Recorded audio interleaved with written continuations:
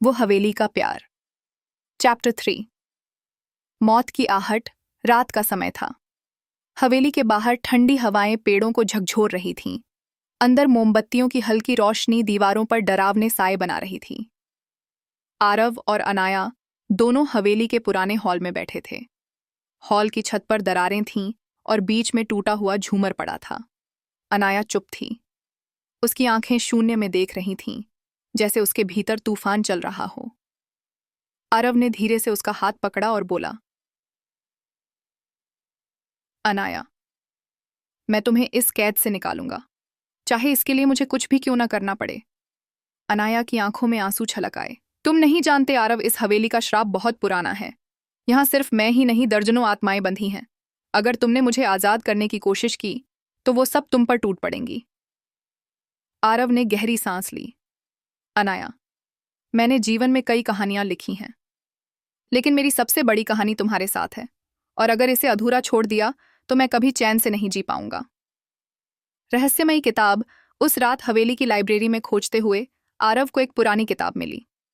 किताब चर्मपत्र की थी और उसके कवर पर लाल धागों से अजीब से मंत्र लिखे थे। उसने किताब खोली तो पन्नों पर खून के धब्बे थे। उस किताब में हवेली के बारे में लिखा था, यह हवेली तब तक श्रापित रहेगी जब तक इसकी दीवारों पर बहा खून शांति नहीं पाता। यहाँ रहने वाली आत्माएं अपूर्ण इच्छाओं से बंधी हैं। अगर कोई इंसान अपने प्राण देकर किसी आत्मा को सच्चे प्यार से मुक्त करे तो हवेली का श्राप टूट सकता है। आरव ने किताब बंद की और अनाया की ओर देखा। ये वही है जो तुमने मुझे बताया था। अनाया ने सिर झुका लिया। हाँ, लेकिन मैंने तुमसे ये भी कहा था कि मैं तुम्हें खोना नहीं चाहता। हवेली की फुसफुसाहट। अचानक कमरे की खिड़कियां अपने आप खुल गईं और ठंडी हवा अंदर भर गई। दीवारों से अजीब सी फुसफुसाहट सुनाई देने लगी। अनाया, तुम हमारी हो, इंसान को अपने पास मत आने दो। अगर उसने बलिदान दिया तो हम सब भी मिट जाएंगे। आरव ने गुस्से से चिल्लाया, तुम लोग डरपोक हो। अगर मेरी मौत से ये सब खत्म हो सकता है तो मैं तैयार हूं।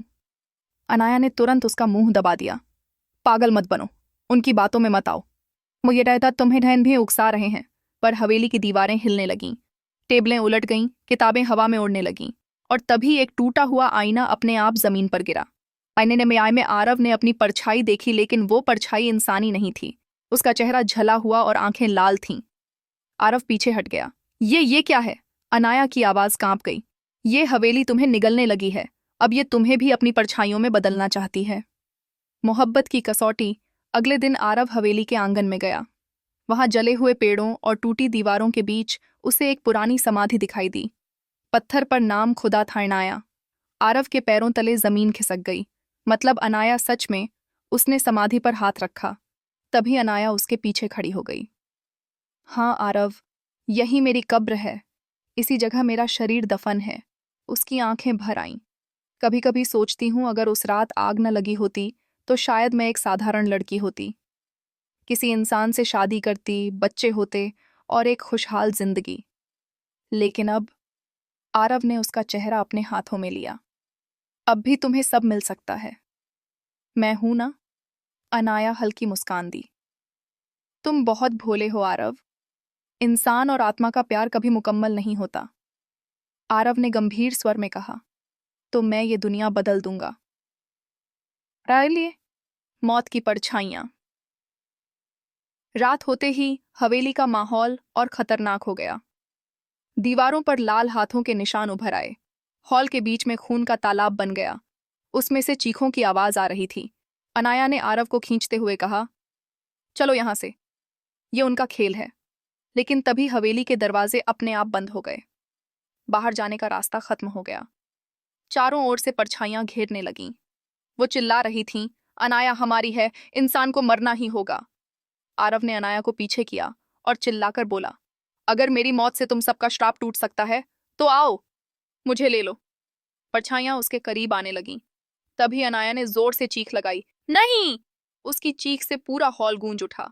अचानक हवेली का झूमर जल उठा और तेज रोशनी फैली। परछाइयां कुछ देर के लिए पीछे हट गईं। अनाया रोते हुए बोली, आरव, अगर तुमने ऐसा किया तो मैं कभी तुम्हें माफ नहीं करूंगी। तुम्हें खोकर मैं फिर अकेली रह जाऊंगी। आरव ने उसकी ओर देखा और मुस्कुराया। अनाया, सच्चा प्यार वही है जो किसी एक की नहीं, दोनों की रूह को आजाद कर दे। हवेली का सच इसी बीच। आरव को अचानक एक ख्याल आया। उसने याद किया कि किताब में लिखा था, बलिदान सच्चे प्यार से होना चाहिए। लेकिन बलिदान सिर्फ इंसान का नहीं, आत्मा का भी हो सकता है।